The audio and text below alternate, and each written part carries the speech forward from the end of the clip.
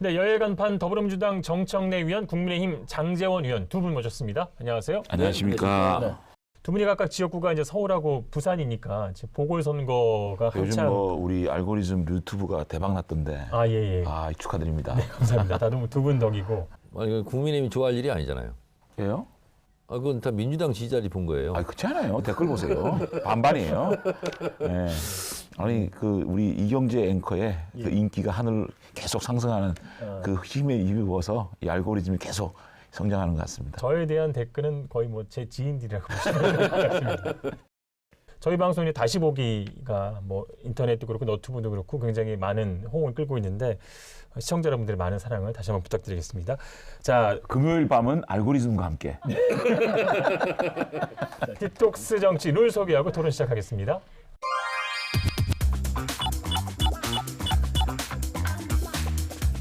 자, 관심을 모으는 서울시장 보궐선거 단일화 후보가 속속 확정이 되고 있습니다. 먼저 범여권부터 살펴보겠습니다. 더불어민주당 박영선 후보와 열린민주당 김진애 후보와의 대결이었는데요.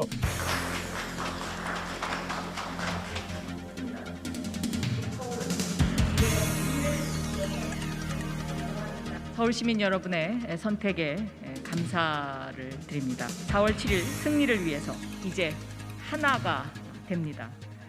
그동안 함께 단일화 레이스를 펼쳐주신 김진애 후보님 감사드립니다.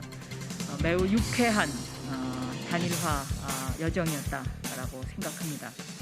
이변은 없었습니다. 먼저 평가부터 좀 해주시죠. 단일화 경선이 있었나요? 있었습니다. 있었어요. 예. 몰랐어요. 네. 그 범여권이라 그러니까 범여권이 있어요 민주당 외에? 예, 지금 범여권 있구나. 그러니까 그런 과정이 있어가지고 여론조사로 했나요? 아니면은 뭐 당원 투표로 했나요? 뭘로 했나요? 뭐 당원 여론조사 다 했어요. 그래요? 몰랐어요. 네. 단일화 했는지. 예상대로 예. 박영선 후보가 압도적으로 이제 승리를 했습니다. 국민의힘과 국민의당의 벌성사나운 이 단일화, 이 지루한 과정, 험난한 과정과 대비돼서 보색 효과, 아름다운 단일화, 아름다운 경선으로 저희도 이제 단일 대우를 형성하게 됐습니다. 이게 95대 5, 99대 1 이러면 100이 아니지 않습니까? 예. 뿌리가 어떻게 보면 같다 보니까 예. 서로 이제 좀 주춤주춤하고 이런 경향이 있었는데 지금은 굉장히 시너지 효과를 일으키면서 핵심 열렬 지지층들이 시너지요? 깜짝 놀랐습니다. 미안합니다. 정말 미안합니다. 갑자기 저도 모르게 좀 이 시너지라는 얘기를 듣고 좀 제가 죄송합니다. 이게 이제 댓글이라든가 SNS 이렇게 보면 이게 이제 아무래도 경선이다 보면 예. 경선은 경선이거든요. 그래서 지금은 일심동체가 돼서 지금 열심히 잘 하고 있습니다. 네, 그 범야권에 비해서는 뭐 큰 관심을 끌지 못했기 때문에 이제부터가 굉장히 중요할 것 같은데 정 의원님도 이제 박영수 후보와 계속 연락을 주고받고 뭐 계시잖아요. 네. 어떤 좀 전략이 필요할까요? 박영선 후보는 우리의 핵심 지지층에게는 의정활동 했을 때 개혁적인 의정활동, 뭐 여성 최초 법사위원장, 사개특위위원장, 그리고 BBK 저격수, 그리고 삼성 저격수, 그리고 검경 수사권 조정안 시동을 걸었던 거 이런 부분을 이제 많이 어필을 해야 되겠고요. 똑똑하다, 예. 그리고 일 잘한다, 그리고 선명하다 이제 이런 게 있거든요. 그래서 국민의힘, 국민의당 야권 단일 후보와 TV 토론을 하게 되면 상대 우위에 상당히 뚜렷하게 가시적으로 보일 것이다 이렇게 생각합니다. 예. 반론을 거의 지금 안 하고 계셔서 예, 할게 뭐 없어요. 반론할 것도 없고요. 어쨌든 민주당에서는 현재 내놓을 수 있는 최적의 후보라는 생각을 해요. 문재인 정권 들어와서 신친문 인사라고 봐야 되겠죠. 그러니까 반문에 있었는데 친친문 인사로서 이제 입각도 했고 또 현역 국회의원이 아니라는 장점도 있었고 그렇기 때문에 박영선 후보가 없었다면 민주당에서 과연 누구를 내놨을까라는 생각이 들 제가 나갈 정도로 수 있었죠. 다만 좀 장관을 하면서 사실 정치권에서 굉장히 과격한 이미지가 있었거든요. 뭐 대여 투쟁력이라든지 이런 과격한 이미지가 있었는데 장관하면서 그것도 좀 벗었고 그래서 민주당 표 고정표 정도 가져가지 않을까 뭐 이렇게 생각합니다. 장제원 의원을 칭찬합니다. 비교적 국민의힘 의원 치고는 객관적이네요. 그렇죠. 그러니까 네. 민주당 합리적이고 민주당 골수 지지층 외에 확장력은 좀 없겠지만 예. 그 표는 다 모을 수 있는 후보가 아닌가. 그 말에 대해서는 칭찬을 하지 않겠습니다. 지금 이제 야권에서 이제 후보들이 계속 지지율이 올라가고 있기 때문에 박영수 후보 캠프에서 조금 불안해하지 않을까 뭐 그런 생각 좀 들고요. 어떻습니까? 지금 상황이? LH 사건이 있고 그리고 여론조사에 응답하기를 주저하는 저희 전통적인 민주당 지지층이 있는 것 같아요. 근데 이제 이 LH 사건에 대해서 국민의힘이 미적거리고 주저할 때 저희가 그래도 특검이라든가 네. 국회의원 전수조사라든가 박영선 후보 같은 경우는 부동산 감독청 그런 어떤 정책적인 대안 이런 것도 좀 얘기하고 그래서 많은 부분 좀 만회를 하고 있다. 예. 아직까지 이제 우리 국민들이나 서울 시민들의 마음이 시원하게 응어리가 풀린 건 아니지만 그렇지만 국민의힘에 나왔던 상대 후보들이 실질적으로 개인의 어떤 의혹 이런 것이 휩쓸리면서 실제로 국민의힘 후보 쪽으로 분노가 좀 옮겨가고 있는 상황이다. 어떤 의혹이 있는지 난 이해가 안 되거든요. 그러니까 무차별적으로 자신들이 비도덕적인 문제로 발생된 보궐선거에서 상대 후보에 대해서 이렇게 신상 문제로 네거티브를 하는 민주당 행태는 결코 우리 시민들의 칭찬을 받을 수가 없고 오히려 역풍이 불 거라 생각이 들고요. 다만 판세를 분석하는 데 있어서는 정청래 의원에 동의하는 부분이 많습니다. 한 예로 총선 30일 전에 마스크 대란이 있었어요. 약국 앞에 마스크를 사기 위해서 줄을 서 있는 예. 국민들이 전부 문재인 정권에 대해서 비판을 했어요. 그때는 저희 당이 거의 150석 이상 얻는다라고 예. 생각했었거든요. 여의도 연구원에서 저희에게 후보들에게 주는 여론조사를 보면 정말 두 자릿수 이상 막 차이가 났었어요. 그게 한 달 전쯤이었나요? 한 달 예. 전이었어요. 근데 이 선거에 막상 들어가니까 이 조직력이라는 게 지방선거에서 완전히 참패하지 않았습니까? 예. 대한민국 선거 30일 남기면요. 이거는 엄청난 시간이에요. 그렇기 때문에 우리 당이 지금 뭐 다 이긴 것처럼 이렇게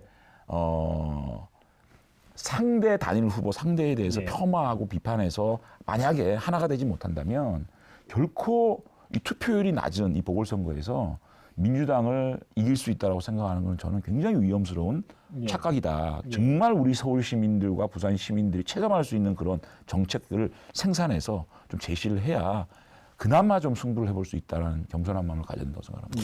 네. 편집을 각오하고 말씀드리면 네. 총선 때 저도 이제 총선 후보로서 뛰었잖아요.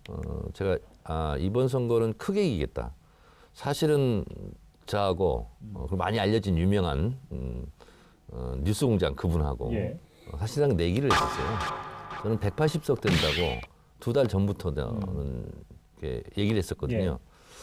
국민의힘에서 계속 우한 폐렴이라고 계속 얘기를 하더라고요. 그래서 우리 지역구 같은 경우도 국민의힘 후보가요. 약국에 마스크 사려고 쓰고 있는 사진을 이미 대란이 끝난 상태에서 그게 공보물로 나가더라고요. 그래서 저희가 농담으로 외세가 개입했다라고 할 정도로 그런 상황인데 국민의힘은 계속 그 프레임으로 가더라고요. 그래서 저는 크게 이길 줄 사실 생각했었거든요. 이번 선거를 마치 LH 선거로 치르겠다라고 하는 순간 또 다른 변수가 다시 나타날 수 역풍을 맞을 있다. 수 있다. 이렇게 생각을 합니다. 예. 그 역풍을 맞았다기보다는 그런 분위기를 통해서 저희에게 반사적인 이익들이 잠시 왔거든요. 네.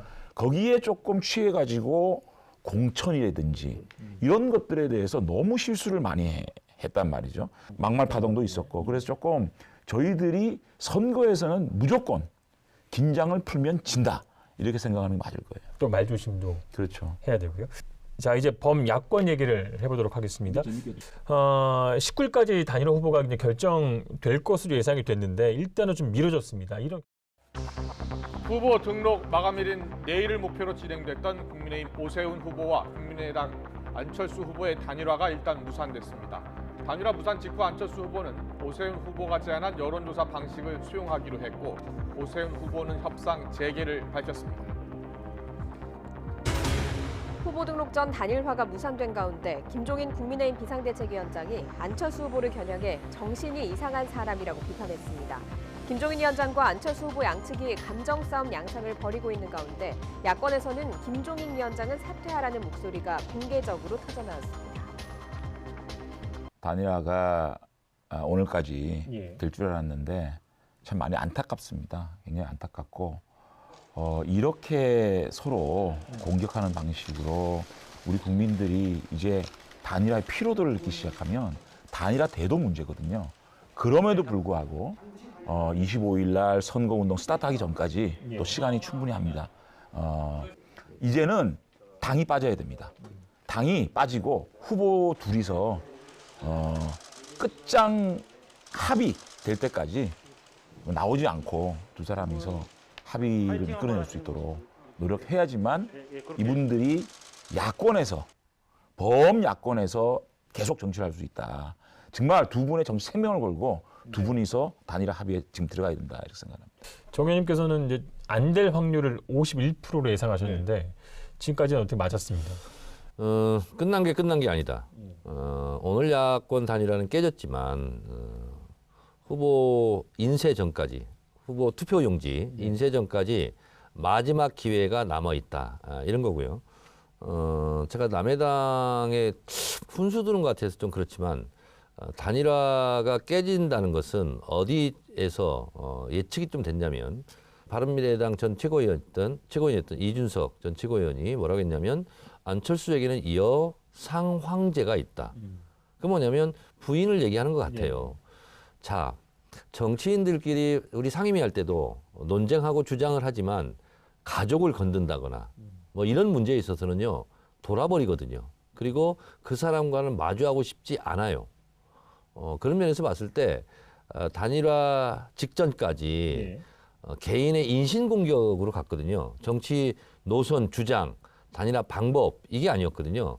그야말로 감정의 진흙탕에서 뒤 둥그렇기 때문에 단일화가 1차 지금 결렬이 된 거죠.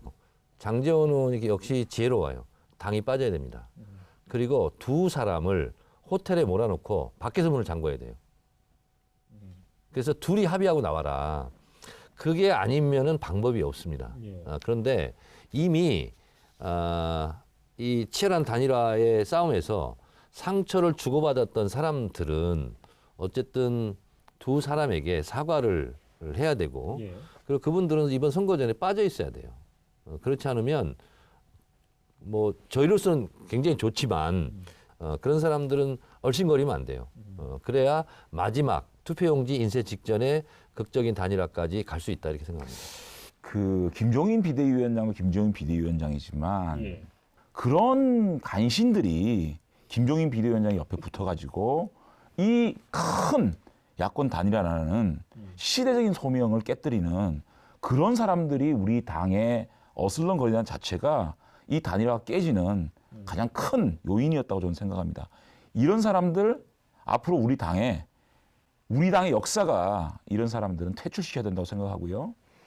방금 뭐 우리 정청래 의원님께서 좋은 말씀 해주셨는데 1차적으로는 선거운동 시작하기 전에 단일화 할 수 있습니다. 두 번째 거기까지 안 된다면 또 인쇄 들어가기 전에 단일화 할 수 있는 것이고 참 신랄 같은 희망이고 또 저의 바람일지 모르겠지만 이렇게 좀 어렵게 극적으로 단일화가 성공했을 때 오히려 그게 더 시너지가 생겨가지고 또 파괴력도 있지 않느냐 이런 것도 기대해보고 다시 한번 강조하지만 이제 당에 있는 간신들 다 빠지고요.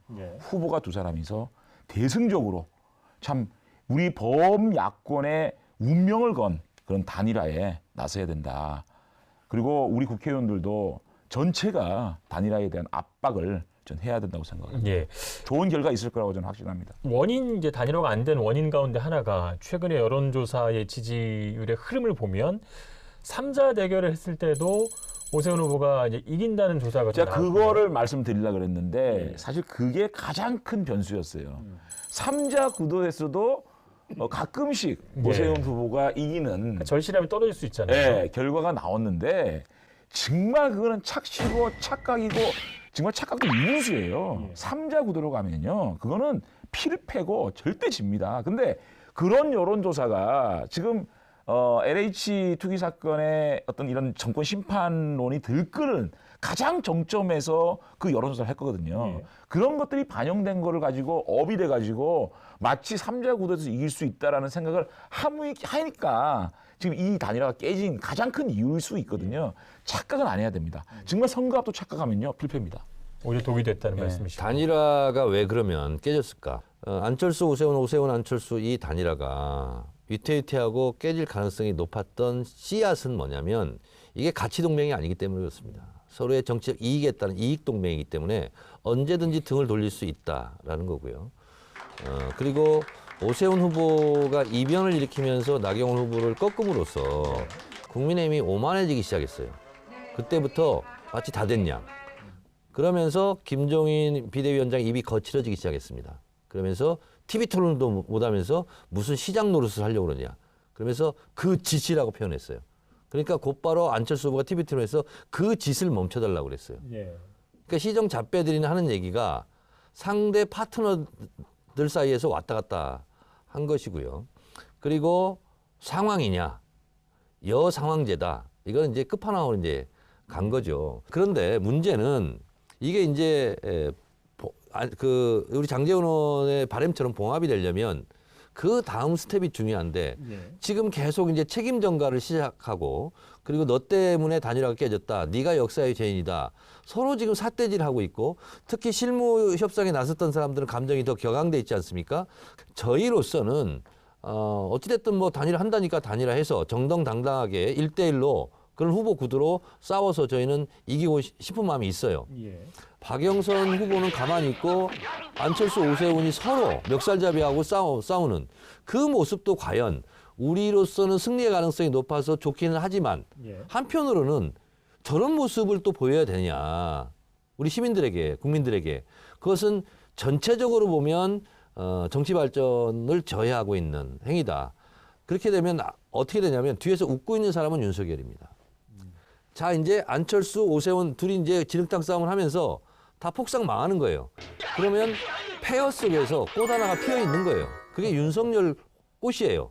윤석열만 좋게 된 거죠. 그러니까 3자 구도로 나왔을 때는 필패론을 계속 주장하셨으니까요. 뭐 남은 기간 단일화 하더라도 그것도 좀 빠른 시간 내에 이루어져야 되는 거 아니겠습니까? 그러니까 지금 국민의힘 우리 정청래 입장에서는. 의원께서 지금 우리 단일화 깨진 거에 대해서 비판하는 거 한마디 한마디 틀린 게 없어요. 한마디 한마디 맞고 저희들이 진짜 지금까지 우리 국민들의 기대를 배신하고 단일화를 이루지 못한 데 대해서 어떤 비난도 감수를 해야 된다고 생각을 하고요. 정말 부탁인데요. 김종인 비대위원장 뒤로 빠져야 됩니다. 예. 격앙돼 있어요. 안철수 후보가 압도적인 1위를 달릴 때는 뭐 단일화를 해야 된다 이렇게 낮은 자세로 가다가 오세훈 후보가 조금 지지율이 올라가니까 격앙돼 가지고 예. 조금만 더 안철수 후보를 죽이면 우리 후보가 되는 게 목적이 아니잖아요. 예. 서울시장이 되는 게 목적이어야 되는데 김종인 위원장은 지금 국민의힘 후보가 단일 후보가 되는 게 목적 같은 사람처럼 보여요. 그러니까 지금은 김종인 위원장이 더 어떤 우리 국민의힘 후보가 돼야 된다라는 그런 감정적인 어떤 그런 발언들 뒤로 빠지지 않으면 이 단일화 진짜로 깨질 수가 있거든요. 예. 그리고 1+1이 2가 돼야 되는데 1+1이 1이 되는 예. 이런 단일화가 될 수가 있거든요. 이 1분, 1분, 1시간, 1시간이 피를 말리는 시간들입니다. 우리 지지층의 입장에서는요. 예. 저희들도 마찬가지고요. 그렇기 때문에 먼저 던지는 사람이 이길 거다. 저는 안철수 후보도 오세훈 후보가 조금 지지가 올라가면서 좀 너무 뭐 구체적으로 따지고 예. 문구 따지고 이렇게 좀 큰 모습을 가지고 오다가 이상하게 또 좀 이렇게 너무 조건에 예. 연연하는 모습을 보였거든요. 그건 본인이 가지고 있는 굉장히 마이너스입니다. 그렇기 때문에 안철수 후보도 좀 더 크게 던지는 모습을 보여야 되고 오세훈 후보도 당의 뒤에 숨지 말고 앞에 나와서 좀 더 대승적인 차원에서 단일화 조건에 합의를 해서 빠른 시간 내에 빠르면 예. 빠를수록 좋습니다. 지금 뭐 정청래 의원의 그런 비판 저희들이 참 뼈가 되고 살이 되는 또 얘기일 수가 있으니까 잘 듣고 다시 단일화에 대장정에 나서야 된다 이렇게 생각합니다. 만약에 예. 투표용지 인쇄 전까지 단일화를 못하고 끝내 단일화가 결렬됐다 했을 때 벌어지는 현상을 제가 예상을 해보면 맥 빠진 선거가 되죠. 그리고 국민들은 TV 토론에 안철수, 오세훈 누가 볼썽사납게 싸우나, 그리고 선거보다는 선거 이후에 어떤 정치 지도가 그려질까, 그쪽에도 관심이 많이 갈 거고 언론도 아마 그것을 집중적으로 보도할 것 같은데, 그 상황이 되면은요, 국민의힘은 해체 수준이 아니라 해체가 될 겁니다. 그럼 뭐라고 얘기하냐면 창조적 파괴를 얘기할 거예요. 그리고 새로운 운동장, 새로운 울타리를 치자. 주호영 원내대표가 김종인 비대위원장 모시기 위해서 거의 뭐 읍수하듯이 했던 것처럼 윤석열 모시기 경쟁이 국민의힘 내부에서 또 벌어질 거예요. 그것이 역학관계를, 그리고 힘의 관계를, 그 질서를 다시 재편할 거라고 이제 보는 건데, 그런 관심이 더 많아지고, 그리고 서울시장의 투표율은 상당히 낮아질 것 같은 그런 예감이 듭니다. 정청래 의원 예측이 완전히 틀릴 수 있도록 예.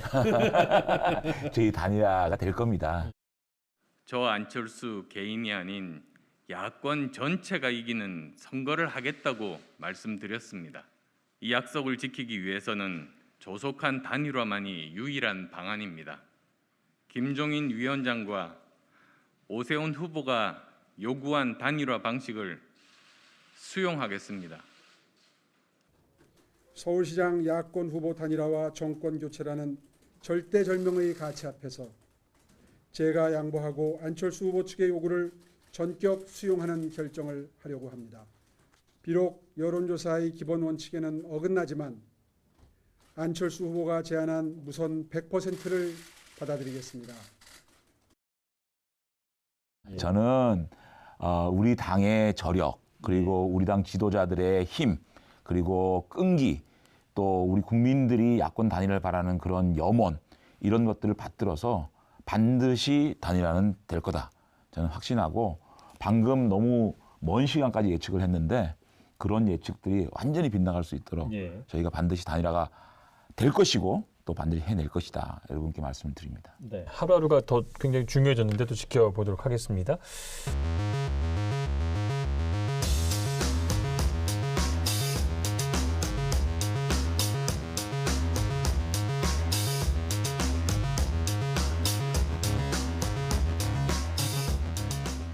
자, 다음 주제 넘어가 보도록 하겠습니다. 지난주에 이어서 LH 투기 의혹, 그리고 조사와 수사의 방향, 또 재발 방지를 위한 대책까지 토론해 보겠습니다. 먼저 문재인 대통령이 LH 직원들의 3기 신도시 투기 의혹 사건과 관련해서 처음으로 공식 사과했습니다. 이번 사태가 불거진 지 2주 만인데요. 왜 이 시점일까요? 대통령이 사과를 한다는 것은 굉장히 큰 정치 행위입니다. 근데 사과를 했어요. 예. 모래바람이 불 때는 아라비아 상인들은 움직이지 않는다고 그래요. 모래바람이 다 멈췄을 때 나침판을 들고 방향을 다시 찾아서 새로운 모래산이 쌓인 모래산을 넘어간다고 그래요. 이번 같은 경우는 마치 사막의 모래바람처럼 거의 뭐 핵폭풍처럼 이게 불어왔지 않습니까? 그럴 땐 잠시 멈추고 수습을 하고 방향을 정하고 대책을 세우고 그것이 세팅이 됐을 때 사과든지 하는 거다라고 생각해서 대통령이 그렇게 캐러멜의 지혜처럼 적어도 사과 국면은 지혜롭게 행동하셨다 이렇게 보고 있고요. 하기 싫은데 이렇게 막 어거지로 사과를 한 것 같은 느낌밖에 안 받아요. 진정성이 없어 보여요. 아무리 그렇지만 이렇게 국민들을 분노하게 만들어 놓고 4년 동안 말이죠. 이렇게 LH의 적폐를 감시감도 못한 대통령께서 이 국민적 분노에 있어서 그냥 수석 보좌관에서 그냥 유감표하는 게 그게 사과입니까? 이렇게 얼버무린 사과, 어설픈 사과, 국민들에게 아무런 감동 없는 사과였다. 저는 이렇게 생각합니다. 근데 정치권 해법이 이제 나오고 있는데 이제 특검 합의가 이루어졌고 또 전수조사도 이제 함께 하기로 했고요. 국정조사도 지금 뭐 추진하겠다는 얘기가 나오고 뭐 잘 될 거리 예상하십니까? 그 특검 문제를 저희들은 그렇게 생각했어요. 어쨌든 검경 수사권 조정이 돼 있는 상황이고 시행령이 지금 뭐 발효가 돼가지고 국수본에 수사를 해야 되지 않겠습니까?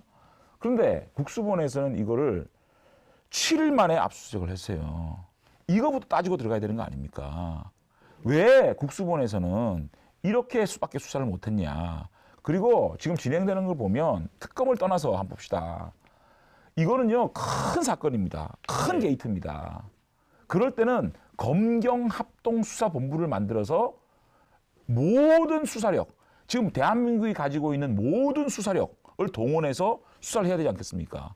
그래가지고 이 3기 신도시뿐만 아니고 세종시부터 부산의 대저신도시부터 대한민국의 투기를 할 수 있는 모든 땅에 대해서 이잡듯이 수사를 해가지고 이번에 부패를 뿌리 뽑아야 되지 않겠습니까? 그런 자세, 그런 결기가 있어야지만 이 문제가 해결이 되지. 지금 이런 식으로 정치 공방하는 민주당의 모습을 보고 국민들이 신뢰를 하겠어요? 장제원 의원이 목소리를 높이고 있는데 좀 톤다운 좀 하시고요. 근데 이제 답답해서 그래요. 팩트는 바로 잡자고요. 예. 자, 늑장 수사, 늑장 영장 이 얘기를 지금 하셨어요. 예. 근데 이게 팩트를 제가 말씀드리면 경찰이 수사를 해가지고 영장 청구를 검사한테 했습니다. 그럼 검사가 즉각 영장 신청을 해야 되잖아요. 예. 이걸 언제 했냐면 금요일 오후 6시에 했어요. 그러니까 토요일, 일요일 주말을 보낸 겁니다. 그러면 영장 실질 심사를 하는 당직 판사가 영장 전담이 아니에요. 예. 근데 이 같은 대형 사건은 본인이 독박 쓰기 싫은 거예요. 그래서 그냥 월요일 날까지 넘긴 거예요. 그래서 이틀이 시간을 허비를 한 거예요. 근데 저는 이 검사가 빨리빨리 영장을 신청하지 왜 이랬을까? 검사가 혹시 경찰을 욕보이려고 하지 않았을까? 그런 의심도 저는 하고 있습니다, 솔직히. 민주당은 검찰은 참 뭐라죠? 뿔난 늑대고 경찰은 아주 양이에요. 야, 언제부터 검찰은 그렇게 나쁜 사람이고 경찰은 그렇게 착한 사람이었어요? 적폐 수사할 때는 검찰 참 이뻤죠. 되게 좋았죠. 아니, 좀 들어보세요. 저는 너무 경찰만 편애하는 모습을 보니까 좀 어이가 없네. 저는 국민의힘을 늑대라고 생각해요. 나는 민주당이 승냥이 같아.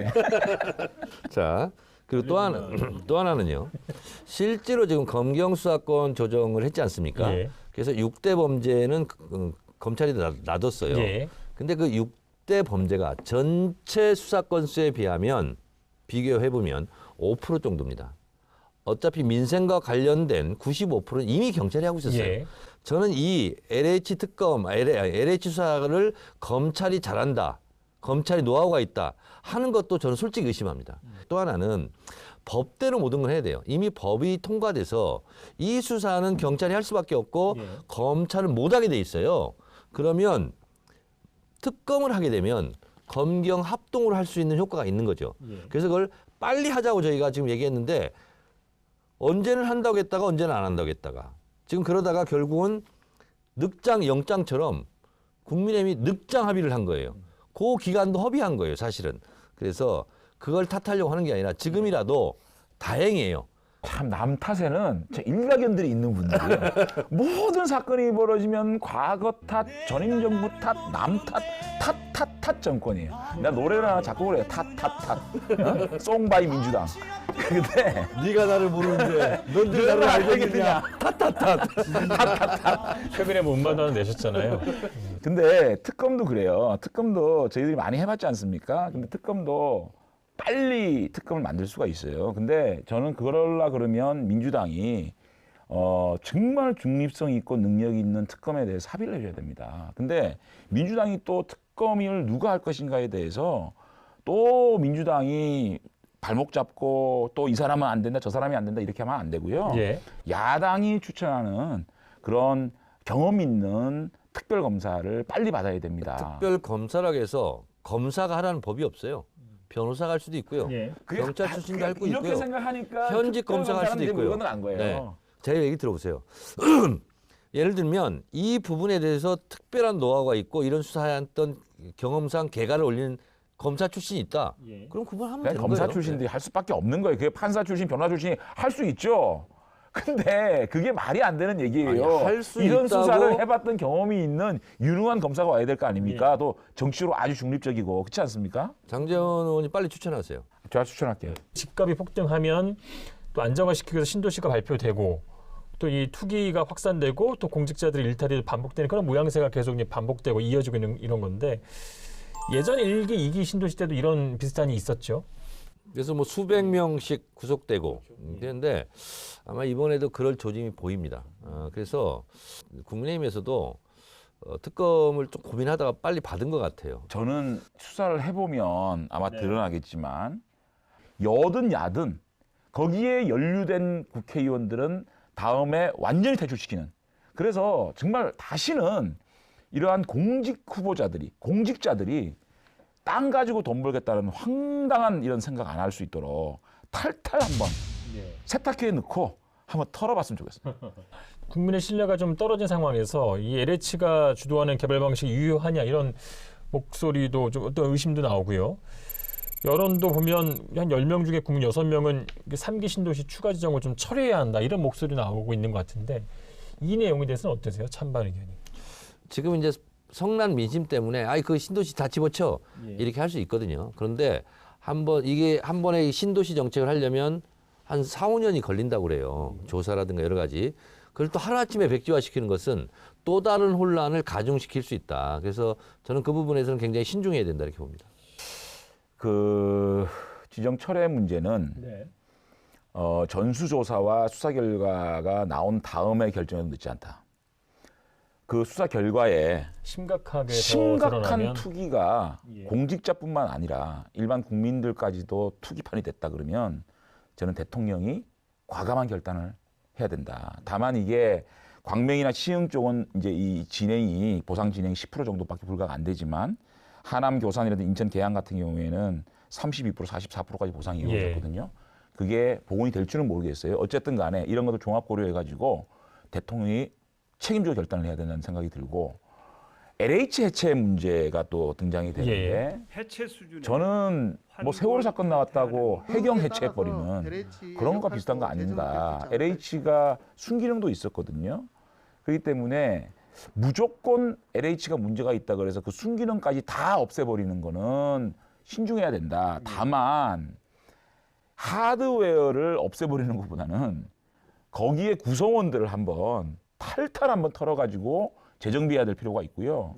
LH 공사 같은 경우에는 감사 기능, 내부 감찰 기능 이런 것들을 특별히 또 강화해야 된다 이런 생각이 들고 다만 지금 수사 결과가 나왔을 때 LH에 정말 엄청난 숫자가 개입이 돼 있다고 하면 해체도 고려해봐야 되지 않느냐 이런 생각이 듭니다. LH가 이제 2009년에 이제 L과 H가 합한 거잖아요. 토지공사와 주택공사가 합쳐졌는데 물론 조직이 비대해졌다고 너무 중복되고 이게 비효율적이라 가지고 합친 거죠.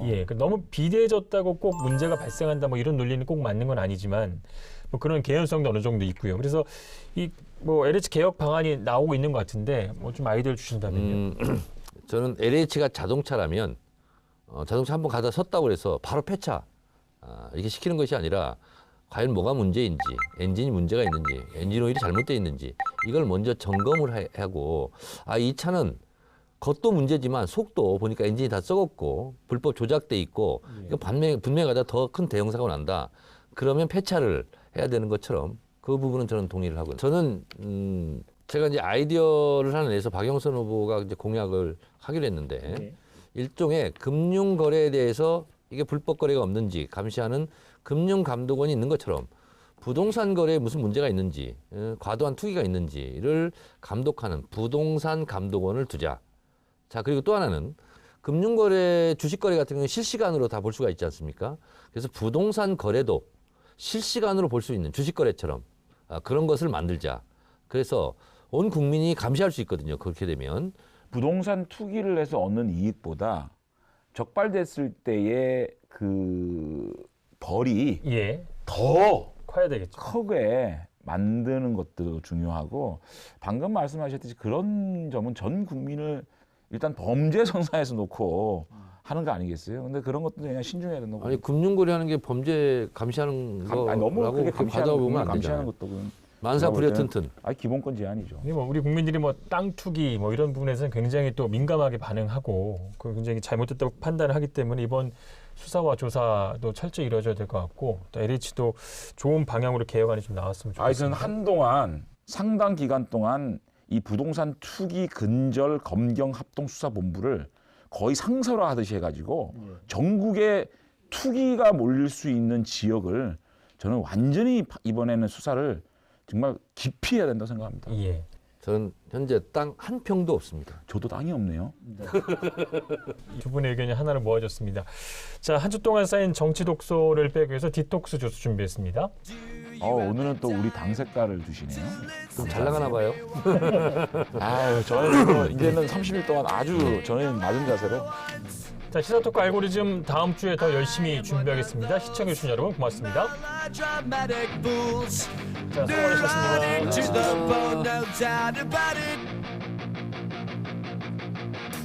Sometimes I give myself the creeps. Sometimes my mind plays tricks on me.